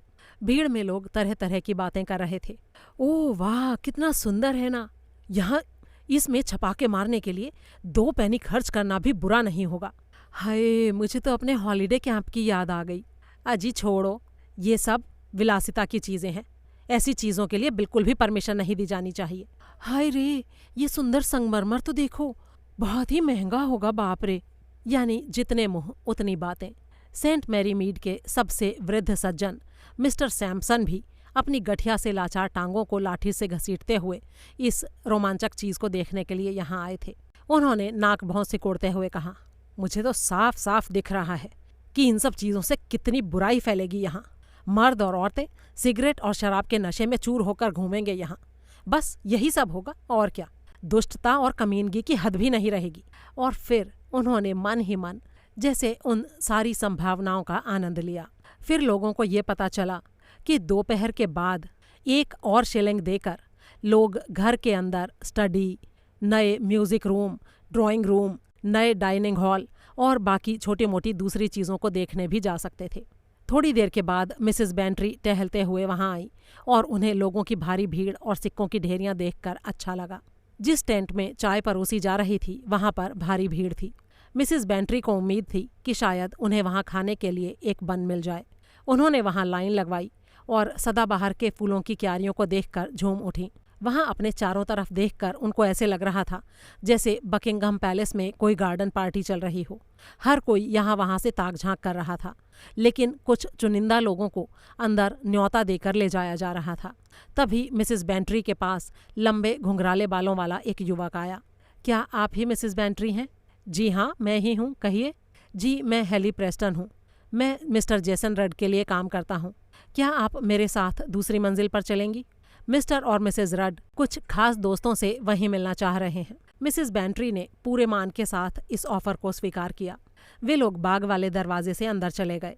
सीढ़ियों पर लाल कालीन बिछा हुआ था और उस हिस्से को एक लाल रस्सी लगाकर बंद कर दिया गया था। हेली ने उसे खोला तो वो आगे आ गई। मिसेस बेंट्री ने ठीक अपने सामने काउंसलर और मिसेस ऑलकॉक को देखा। मिसेस ऑलकॉक थोड़ा हाँफ रही थी। उन्होंने कहा, ये कितना सुंदर है ना मिसेस बेंट्री। मैं तो इनके बाथरूम भी देखना चाह रही थी, लेकिन लगता है मौका नहीं मिल सकेगा। सीढ़ियों के ठीक ऊपर मरीना ग्रेग और जेसन रड खास मेहमानों का स्वागत कर रहे थे। जो पहले कभी एक फालतू बेडरूम हुआ करता था, उसको तुड़वाकर उन्होंने उस जगह को लाउंज जैसे बना दिया था। गिसेप वहां लोगों के लिए जाम तैयार कर रहा था। एक आदमी मेहमानों को उनका नाम लेकर पुकार रहा था। काउंसलर और मिसेस ऑलकॉक, उसने कहा। मरीना ग्रेग बिल्कुल वैसे ही दिख रही थी जैसा मिसेस बेंट्री ने मिस मार्पल को बताया था, कुदरती तौर पर सुंदर और दिलकश। उसने उन दोनों का स्वागत करते हुए कहा, ओह काउंसलर और मिसेस ऑलकॉक, आने के लिए आपका बहुत बहुत शुक्रिया। उम्मीद करती हूँ कि आप लोग आज की दोपहर का पूरा लुत्फ उठाएंगे। जेसन, प्लीज तुम इनका ध्यान रखना। फिर काउंसलर और मिसेस ऑलकॉक को जेसन और जाम के हवाले कर दिया गया। ओह आइए मिसेस बेंट्री, आपके आने से मुझे बहुत खुशी हुई। मिसेस बेंट्री ने जवाब दिया, चाहे सारी दुनिया इधर की उधर हो जाए, लेकिन मैं यहाँ आना कैसे टाल सकती थी भला। फिर वो अपने आप ही मार्टिनी की तरफ बढ़ गईं। मिसेस बेंट्री को लाने वाला नौजवान बड़े ही सलीके से उनको वहां छोड़कर लिस्ट में लिखे दूसरे मेहमानों को लाने के लिए चला गया। सारा काम बहुत ही ऑर्गेनाइज्ड तरीके से किया जा रहा था। मिसेस बेंट्री अपने हाथ में मार्टिनी थामे आए हुए मेहमानों को देखने लगीं। एक दुबला कलाकार जैसा दिखता व्यक्ति थोड़े विस्मित भाव से मरीना को ताक रहा था। मिस ज़िलिंस्की अपनी ड्यूटी पर तैनात थी। उसने एक मुस्कान के साथ उनको लेमनेड पेश किया। इसके बाद सीढ़ियों पर मिस्टर और मिसेस बैडकॉक दिखाई दिए। हीथर बैडकॉक थोड़ा घबराई हुई थी, लेकिन विजयी भाव के साथ अपने पति से थोड़ा आगे चल रही थी। जो दुबला व्यक्ति मिसेस बेंट्री ने पहले देखा था वो वहाँ का पादरी था। उसने कहा, आइए मिस्टर और मिसेस बैडकॉक। मिसेस बैडकॉक हमारी एसोसिएशन की बहुत ही मेहनती सेक्रेटरी हैं। ये वाकई हमारे यहाँ की जुझारू औरतों में से हैं। अगर ये ना होती तो पता नहीं सेंट जॉन का क्या होता। मरीना ने उनका स्वागत करते हुए कहा, मुझे पूरा यकीन है कि आप वाकई बहुत ही कमाल की इंसान हैं। हीथर ने आंखें चौड़ी करते हुए कहा, आपको मेरे बारे में याद नहीं है? हाँ, वैसे आपको याद भी कैसे होगा, आप तो हर रोज़ सैकड़ों लोगों से मिलती हैं। और वैसे भी ये तो कई साल पहले की बात है, बरमूडा में हुआ था ये। मैं उन दिनों अपने एम्बुलेंस यूनिट के साथ वहीं थी। ओह कितनी पुरानी बात हो गई है। आपको भले ही याद ना हो, लेकिन मुझे तो सब कुछ अच्छी तरह से याद है। मैं तो बहुत ही एक्साइटेड थी, बुरी तरह से। मैं उस समय बस एक जवान लड़की ही थी। ये सोचकर ही दीवानी हुई जा रही थी कि मिस मरीना ग्रेग को मुझे अपनी आंखों से देखने का मौका मिलने वाला था। मैं उस वक्त वाकई आपकी बहुत ही दीवानी थी। मरीना ने बड़े ही प्यार से कहा, ये तो आपकी मेहरबानी है जो आप ऐसा सोचती हैं। उसकी आंखें मरीना के कंधे के पीछे उसके बाद आने वाले मेहमानों की टोह लेने लगी थीं। हीथर ने फिर से कहा, मैं आपका ज़्यादा समय नहीं लूँगी, लेकिन मुझे आपको बस ये बताना है। और वो एक बार फिर से शुरू हो गई। मिसेस बेंट्री ने उसे देखते हुए मन ही मन सोचा, बेचारी मरीना ग्रेग, शायद इसके साथ अक्सर ऐसा ही होता होगा। इन लोगों को भी कितने धैर्य से काम लेना पड़ता है। हीथर अपनी सारी राम कहानी पूरे विस्तार से सुनाने के मूड में थी। मिसेस ऑलकॉक ने मिसेस बेंट्री के कंधे के पीछे से एक गहरी सांस ली। ओहो, इन्होंने तो यहाँ पर कितने बदलाव कर दिए हैं, देखे बिना यकीन भी नहीं आता। कितना पैसा लगा होगा। वैसे ये सब मुझे इतना बुरा भी नहीं लग रहा। मैं तो बस यही सोच रही थी कि थोड़ा और अंदर तक देखने को मिल जाता तो अच्छा होता। फिर उन्होंने अपने हाथ में थमे ग्लास की तरफ इशारा करते हुए कहा, तुम्हें पता है ये वॉडका है। मिस्टर रड ने मुझसे कहा था कि क्या मैं इसे चखना चाहूंगी, लेकिन मुझे तो ये ज्यादा अच्छी नहीं लगी। मिसेस बेंट्री ने कहा, तो आप एक काम कीजिए, इसको मेज पर रख दीजिए और बटलर की ट्रे से अपने लिए एक मार्टिनी ले लीजिए। इसके बाद मिसेस बेंट्री हीथर बैडकॉक का किस्सा सुनने के लिए फिर से उसकी तरफ देखने लगी। वो लगातार बोल रही थी, मैंने खुद से कहा मैं इतनी आसानी से हार नहीं मानने वाली। मैंने अपने चेहरे पर बहुत सारा मेकअप लगा लिया, और पता है मैं ये भी कभी नहीं भूल सकती कि उस दिन आप कितनी आलीशान लग रही थी। आपकी उस एक झलक के लिए तो मैं 100 बार भी वैसे ही उठकर जा सकती थी। और अचानक मिसेस बेंट्री ने नोटिस किया कि मरीना का रिएक्शन कुछ बदल सा गया। उसकी आंखें हीथर बैडकॉक के कंधों से परे न जाने क्या देख रही थी। वो मानो कहीं सीढ़ियों वाली दीवार के बीच स्थिर सी हो गई थी। वो कहीं ताक रही थी और उसकी निगाहों में एक ऐसा भूतिया साया था कि मिसेस बेंट्री थोड़ा घबराकर एक कदम आगे आ गई। क्या वो औरत बेहोश होने वाली थी? उसने ऐसा क्या देख लिया जो इस तरह पथराई नजरों से उसे ताक रही थी? लेकिन इससे पहले कि वो मरीना के पास पहुंच पाती, उसने खुद को संभाल लिया। उसकी आंखें अचानक मुस्तैदी से फिर से हीथर की तरफ लौटीं और फिर से एक मशीनी अंदाज में खोया हुआ शिष्टाचार वापस लौट आया। ओह हाँ, कितनी अच्छी घटना है। अच्छा, आप क्या लेना चाहेंगी? कॉकटेल? अरे नहीं नहीं मिस ग्रेग, मैं तो लेमनेड या ऑरेंज जूस ही लेती हूँ, हीथर ने कहा। अरे तो कभी कभी तो कुछ बेहतर भी लेना चाहिए। वैसे भी आज तो आप पार्टी में आई हुई हैं। तभी जैसन वहां पर हाजिर हुआ और उसने कहा, मैं आपको अमेरिकी डैकेरी पिला सकता हूँ। ये मेरीना को भी बहुत पसंद है। उसके दोनों हाथों में 2 ग्लास थे। उसने एक ग्लास अपनी पत्नी को थमा दिया। मेरे ख्याल से मुझे अब और नहीं लेनी चाहिए, मैं पहले ही 3 ले चुकी हूँ, मरीना ने कहा। लेकिन फिर भी उसने ग्लास थाम लिया। हीथर ने जैसन से ग्लास थामा और मरीना अगले आदमी से मिलने के लिए मुड़ गई जो उसके इंतजार में था। मिसेस बेंट्री ने मिसेस ऑलकॉक से कहा, चलिए हम बाथरूम देख कर आते हैं। 2 और औरतें भी उनके साथ चल दीं। बाथरूमों की सुंदरता की तारीफें करने के बाद जब वो वापस गलियारे से निकली तो मिसेस बेंट्री ने बड़ी सी खिड़की से नीचे झांका। वहां उनको डेवलपमेंट की मिसेस मीवी दिखाई दी, जो ऑरेंज और गेंडे की पोशाक में इतरा रही थी। उसके साथ ही मिस मार्पल की नौकरानी चेरी भी खड़ी थी। उसका पूरा नाम मिसेस बेंट्री को उस समय याद नहीं आया। वो दोनों आपस में ही बातें करने में मगन थी और खूब ठहाके लगा रही थीं। अचानक ही उन्हें तेज आवाज में कुछ बातें सुनाई देने लगीं। उनके साथ की 2 औरतों ने तेजी से कदम बढ़ाए। एक ने कहा, क्या हो रहा है ये? लगता है वहां पर कुछ चल रहा है। वो सीढ़ियों की तरफ बढ़ी। एला उनके पास से होते हुए निकली। उसने बेडरूम का दरवाज़ा खोला और झट से बोली, ओह हद है, लगता है कि उन्होंने इन्हें बंद कर दिया होगा। क्या कुछ हो गया है? मिसेस बेंट्री ने पूछा। हाँ, किसी की तबीयत खराब है, एला ज़ेलेंस्की ने झट से कहा। ओह डियर, क्या मैं कुछ हेल्प कर सकती हूँ? क्या आपको पता है यहाँ कोई डॉक्टर मौजूद है क्या? एला ने पूछा। नहीं, मैंने किसी लोकल डॉक्टर को यहाँ देखा तो नहीं, लेकिन हो सकता है नीचे कोई हो, एला ने जवाब दिया। जैसन डॉक्टर को फ़ोन कर रहे हैं, लेकिन उनकी तबीयत ज़्यादा ही खराब है। लेकिन किसकी तबीयत खराब है? मिसेस बेंट्री ने पूछा। शायद कोई मिसेस बैडकॉक हैं। हीथर बैडकॉक?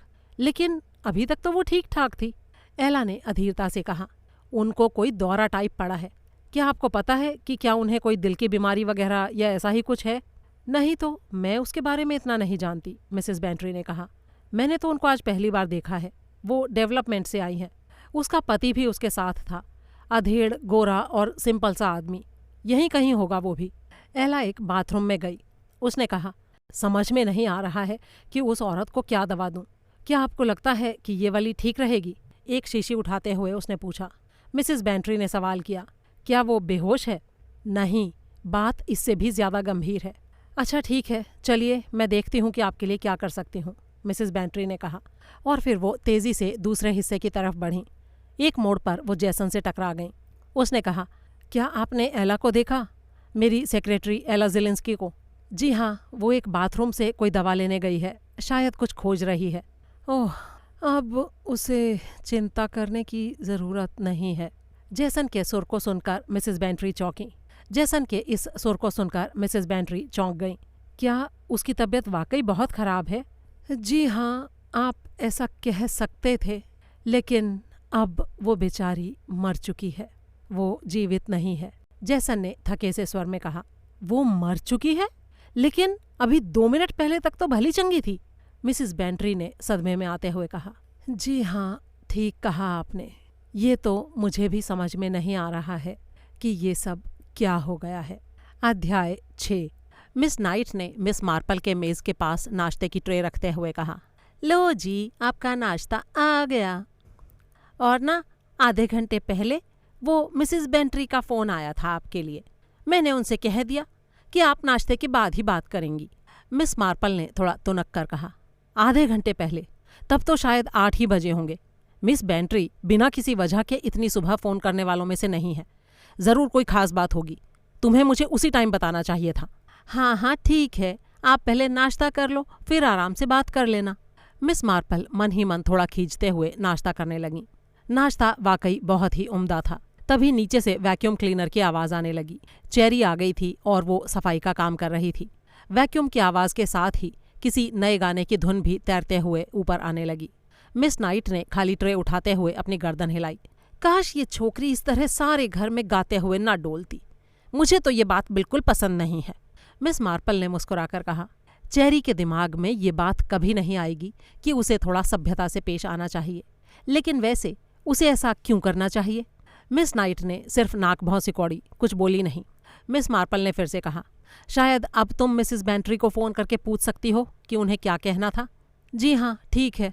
मिस नाइट के जाते ही दरवाजे पर आहट हुई और चेरी अंदर आ गई। वो जोशीली और काफ़ी सुंदर दिखाई दे रही थी। उसने गहरी नीली पोशाक पर प्लास्टिक का एप्रन पहना हुआ था। मिस मार्पल ने उसे कहा, तुम्हारे बाल तो बड़े अच्छे लग रहे हैं। जी हाँ, लगेंगे क्यों नहीं। कल पर्म करवाने गई थी। थोड़े कड़े हैं लेकिन ठीक हो जाएंगे। मैं तो ये देखने आई थी कि क्या आपको वो सनसनीखेज खबर पता चली कि नहीं। कैसी खबर? अरे वही जो कल गॉसिंगटन हॉल में हुआ। आपको तो पता है ना, कल वहाँ सेंट जॉन एम्बुलेंस के लिए बड़ा सा मेला लगा हुआ था।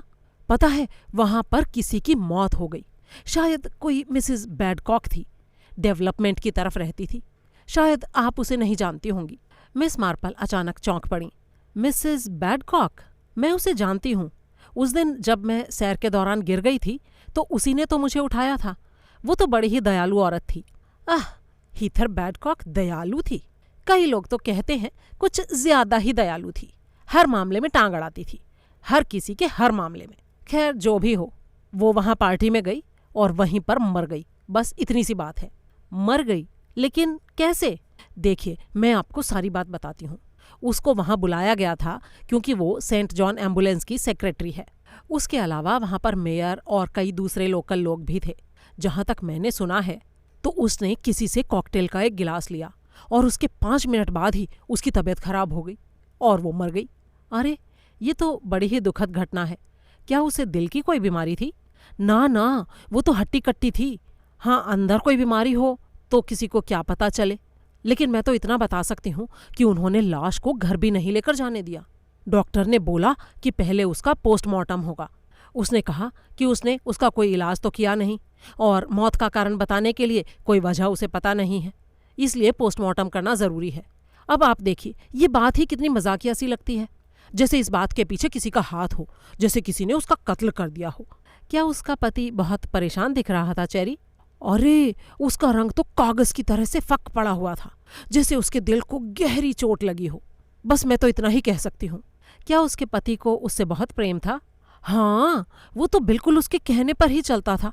उसके कहे बिना एक कदम तक नहीं उठाता था। लेकिन इसका मतलब ये थोड़ी है कि आप किसी के लिए इतने बुरी तरह से समर्पित हैं। असल में इसका कारण ये होता है कि आपके अंदर अपने लिए आवाज़ उठाने का दम ही नहीं होता। क्या तुम मिसेस बैडकॉक को पसंद नहीं करती थी चेरी? अरे, मैं तो उसे जानती तक नहीं मिस मार्पल, और वैसे भी मैं उसके जैसी औरतों को पसंद नहीं करती। वो मेरी टाइप की नहीं थी। मतलब दूसरों के मामले में कुछ ज्यादा ही टांग अड़ाती थी। ऊपर से तो दिखाती ऐसे थी जैसे बड़ी ही दयालु है और हमेशा दूसरों के लिए कुछ ना कुछ करती रहती है, और उसे ये भी पूरा यकीन होता था कि वो सबसे अच्छा काम कर रही है। लेकिन उसको इस बात से कभी मतलब नहीं होता था कि दूसरे क्या सोचते हैं। वो बिल्कुल मेरी आंटी जैसी थी। मेरी आंटी दूसरे लोगों के लिए बड़े अच्छे सीड केक बनाती थी, लेकिन ये परवाह कभी नहीं करती थी कि सामने वाले को वो मरे सीड केक पसंद भी आएंगे कि नहीं। कई लोगों को तो उसकी स्मेल भी पसंद नहीं आती। बस वो हीथर भी ऐसी ही थी। हाँ, शायद ऐसी ही रही होगी। मैं भी एक ऐसी औरत को जानती थी चेरी। ऐसे लोग बहुत ही खतरनाक सी जिंदगी जीते हैं, हालांकि उनको खुद इस बारे में पता ही नहीं होता। तभी मिस नाइट ने धड़धड़ाते हुए कमरे में कदम रखा। मिसेस बेंट्री तो शायद कहीं चली गई हैं, वो बताकर नहीं गई कि कहाँ जा रही हैं। मिस मार्पल ने खड़े होते हुए कहा, मैं अंदाज़ा लगा सकती हूँ कि वो कहाँ गई। वो पक्का यहीं आ रही होगी और इसीलिए अब मुझे उठ जाना चाहिए। भाग 2। मिस मार्पल ने खिड़की के पास रखी आरामदायक कुर्सी पर बैठते हुए खुद को ढका ही था कि मिसेस बेंट्री ने घर में कदम रखा। वो थोड़ा हाँफ रही थी। आते ही उसने कहा, जेन, मुझे तुझे बहुत सारी बातें बतानी हैं, लेकिन तुम्हारी शक्ल देखकर मुझे ऐसा क्यों लग रहा है कि ये बात तुम पहले से ही जानती हो। मिस मार्पल ने मुस्कुराते हुए कहा, तुम कल वाली मौत की बात कर रही हो ना? ओफो, तुम पहले से ही सब जान जाती हो। मुझे समझ में नहीं आता कि ये होता कैसे है। अरे मुझे तो चेरी ने बताया अभी अभी। अच्छा तो फिर जल्दी से बताओ जेन, तुम्हारा इस बारे में क्या ख्याल है? वो औरत हीथर बैडकॉक जीती जागती और उमंग से भरपूर पार्टी में आई। मैं उस समय पर वहीं थी और करीब 45 मिनट के बाद वो एक कुर्सी पर बैठी कह रही थी कि उसे उसकी तबीयत ठीक नहीं लग रही, उसे सांस नहीं आ रही। फिर उसने एक हिचकी ली और वहीं खत्म हो गई। इस बारे में तुम्हारा क्या ख्याल है जेन? मिस मार्पल ने जवाब दिया, अरे एकदम से किसी नतीजे पर नहीं पहुंचना चाहिए। डॉक्टर ने क्या राय दी है वैसे?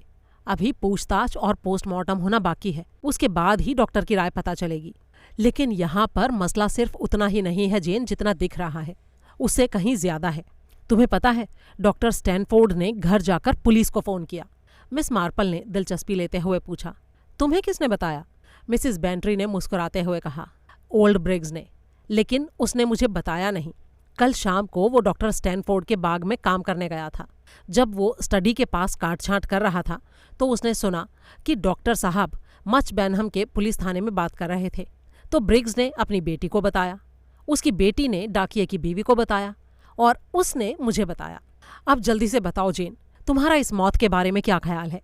मिस मार्पल ने सोचते हुए कहा, भाई पहला शक तो पति पर ही जाता है। क्या वो वहाँ मौजूद था? हाँ, वो वहीं था। क्या तुम्हें ये खुदकुशी का मामला नहीं लगता वैसे? नहीं, खुदकुशी जैसा तो नहीं लगता। वो इस तरह की औरत थी नहीं। तुम मुझसे कब मिली जेन? अरे मैं उस दिन डेवलपमेंट की तरफ सैर करने गई थी और उसके घर के पास ही गिर पड़ी। वो औरत बहुत ही दयालु थी। उसने बड़े ही प्यार से मेरी देखभाल की और मुझे चाय भी पिलाई। क्या तुमने उस टाइम उसके पति को देखा था जेन? क्या उसे देखकर तुम्हें ऐसा लगा था कि वो किसी दिन अपनी बीवी को जहर देकर मार सकता है? नहीं मिसेस बेंट्री, मुझे ऐसा कुछ नहीं लगा था। लेकिन हाँ, हीथर बैडकॉक को देखकर मुझे अपनी एक पुरानी परिचित की याद जरूर आई थी, एलिसन वाइल्ड की। वो भी ठीक हीथर जैसी ही थी, कुछ नहीं जानती थी। उसे दुनिया के बारे में नहीं पता था, लोगों के बारे में कुछ नहीं पता था। वो उनके बारे में कभी सोचती भी नहीं थी और वो अपने खिलाफ होने वाली किसी घटना को रोक भी नहीं पाती थी। असल में इस तरह के लोग बहुत ही सेल्फ सेंटर्ड होते हैं। आप उनको स्वार्थी नहीं कह सकते, लेकिन उनको ये नहीं पता होता कि वो क्या कर रहे हैं या फिर जो वो कर रहे हैं उसके क्या नतीजे हो सकते हैं। जैसे मैं तुम्हें एक उदाहरण देकर समझाती हूँ। मान लेते हैं कि तुम किसी दुकान पर गई। वहाँ तुम दुकान के मालिक के बेटे को भी जानती हो, जो थोड़ा अपराधी किस्म का आदमी है। जब तुम उसकी माँ को अपने घर में रखे किसी पैसे या सोने चांदी के गहनों के बारे में बता रही थी, तो वो भी वहीं खड़ा सुन रहा था। उसके बाद मान लो तुमने अपने जोश में आकर उनको ये भी बता दिया कि तुम किस दिन घर से बाहर जा रही हो और ये भी कह दिया कि तुम कभी घर को ताला लगाकर नहीं जाती।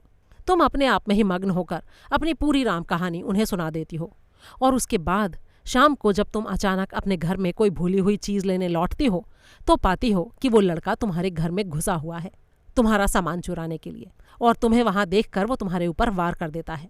अरे लेकिन जेन, ऐसा तो किसी के साथ भी हो सकता है। ऐसा नहीं है मिसेस बेंट्री। कई लोग ऐसी बातों का बहुत ख्याल रखते हैं। उन्हें पता होता है कि सेफ्टी के लिहाज से कौन सी बात किसके सामने की जानी चाहिए या नहीं की जानी चाहिए, और उनको ये भी पता होता है कि वो किस तरह के लोगों के सामने किस तरह की बात कर रहे हैं। एलिसन वाइल्ड ऐसी बातों पर कभी गौर नहीं करती थी, बस अपने ही बारे में सोचती थी। उसने क्या देखा, उसने क्या सुना, उसने क्या महसूस किया, बस यही। उसे कभी भी दूसरों की परवाह नहीं होती थी कि उन्होंने क्या देखा या क्या महसूस किया। उसके लिए ये जीवन जैसे एक वन वे रास्ता था जिस पर मानो सिर्फ उसे ही चलना होता था। और जहाँ तक मुझे लगता है ये हीथर बैडकॉक भी इसी तरह के लोगों में से थी। ऐसे लोग जब मर्जी दूसरों का दिमाग चाटने लगते हैं और ये जानने की भी परवाह नहीं करते कि दूसरा क्या सोच रहा होगा, और उनको ये एहसास तक नहीं होता कि जो होने जा रहा है वो खतरनाक भी हो सकता है। मुझे यही लगता है कि शायद वो औरत सिर्फ इसी कारण की वजह से आज मारी गई है, अगर हमने ये अंदाज़ा सही लगाया है कि उसकी हत्या की गई है। मिसिस बेंट्री ने कुछ देर सोचा, फिर बोली, क्या तुम्हें ऐसा नहीं लगता कि वो किसी को ब्लैकमेल कर रही थी? अरे नहीं, बिल्कुल भी नहीं। वो एक अच्छी और दयालु औरत थी। ऐसा काम करने के बारे में तो वो सोच भी नहीं सकती थी। लेकिन मेरे दिमाग में एक और विचार भी आ रहा है डॉली, और वो ये कि कहीं ये गलत आदमी का कत्ल तो नहीं हो गया। इससे पहले कि मिस मार्पल कुछ और कहती, दरवाज़ा खुला और डॉक्टर हैडॉक नजर आए। उनके पीछे ही मिस नाइट खड़ी थी। डॉक्टर ने दोनों महिलाओं को देखकर कहा, आहा, आप तो दोनों यहीं मौजूद हैं। मैं तो आपकी सेहत का हाल लेने आया था, लेकिन अब लगता है मुझे कुछ पूछने की ज़रूरत नहीं है। आपने तो पहले से ही वो उपचार लेना शुरू कर दिया है जिसके लिए मैं आपको सलाह देकर गया था। पुलिस की पूछताछ परसों शुरू होने वाली है, और जहाँ तक मुझे लगता है कि आप दोनों उससे पहले ही सारी बातें पता लगा लोगी और अपने आप ही तय कर लोगी कि किसने क्या किया है। इसलिए अब मुझे यहाँ और रुकने की ज़रूरत नहीं है, चलता हूँ। और इतना कहकर डॉक्टर ठक ठक करते बाहर निकल गए। उनके पीछे मिस नाइट भी चली गईं। मिस नाइट के जाते ही मिस मार्पल फिर से शुरू हो गई। अच्छा डॉली, अब मुझे जल्दी से बताओ कि तुम उस टाइम वहीं थी ना? हाँ हाँ, मैंने तो वो सब होते हुए अपनी आंखों से देखा है। बहुत खूब, इसका मतलब तुम्हें पता है कि मैं क्या कहना चाहती हूँ। तो तुम मुझे जल्दी से सही सही बताओ कि उसके वहाँ पहुँचने से लेकर उसकी हत्या तक क्या क्या कैसे कैसे हुआ।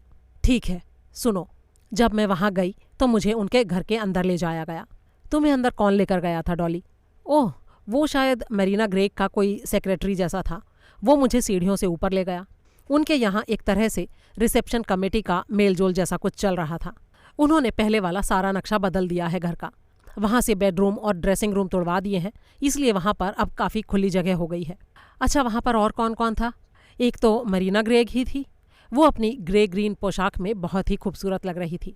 उसका पति था और उसकी सेक्रेटरी एला जेलिंस्की, वही जिसके बारे में मैंने तुमको बताया था। और उसके अलावा 8-10 लोग और रहे होंगे। उनमें से कुछ को मैं जानती थी और कुछ को नहीं। कुछ लोग शायद स्टूडियो से रहे होंगे, वो मेरे लिए अनजाने थे। और हाँ, वहाँ पर पादरी और डॉक्टर स्टैनफोर्ड की पत्नी भी थे। और उनके अलावा कर्नल और मिसेस क्लिटरिंग और हाई शेरिफ भी आए हुए थे। और शायद प्रेस से भी कोई मौजूद था। और एक नवयुवती बड़े से कैमरे से तस्वीरें ले रही थी। मेरे ठीक बाद हीथर बैडकॉक अपने पति के साथ आई। मरीना ग्रेग ने मुझसे 2-4 मीठी मीठी बातें की और फिर किसी और से बतियाने लगी। और हाँ, फिर पादरी आया और फिर हीथर और उसका पति आए। तुम्हें तो पता ही है ना कि वो सेंट जॉन एम्बुलेंस की सेक्रेटरी है। किसी ने इस बारे में कुछ कहा और बताया कि वो कितनी मेहनती है और सबके कितना काम आती है। फिर उसके बाद मरीना ग्रेग ने भी कुछ अच्छी बातें कहीं। और उसके बाद तो बस पूछो ही मत जेन, उस मिसिस बैडकॉक की मैं क्या कहूँ। मानना पड़ेगा कि उससे ज़्यादा पकाऊ औरत मैंने आज तक नहीं देखी। उसने मरीना के सामने एक लंबा सा राग अलापना शुरू कर दिया कि किस तरह वो कई साल पहले मरीना से मिल चुकी थी। बहुत ही ज़्यादा विस्तार में जाते हुए हर चीज़ को सालों के ब्यौरे से बता रही थी। और मुझे तो पूरा यकीन है कि ये फिल्म स्टार कभी पसंद नहीं करते कि कोई उन्हें उनकी उम्र के बारे में बताए। शायद उसने इस बारे में सोचने की ज़रूरत ही नहीं समझी। उस पूरी मुलाकात में नया तो कुछ भी नहीं था जेन, सिवाय एक बात के, मरीना ग्रेग हमेशा की तरह अपने सभ्य रूप में पेश नहीं आ रही थी। क्या मतलब? क्या तुम ये कहना चाहती हो कि वो कुछ खिजी हुई थी? अरे नहीं जेन, मैं यही तो नहीं कहना चाहती। दरअसल मुझे ऐसा लगता है कि उसने हीथर का एक भी शब्द सुना ही नहीं।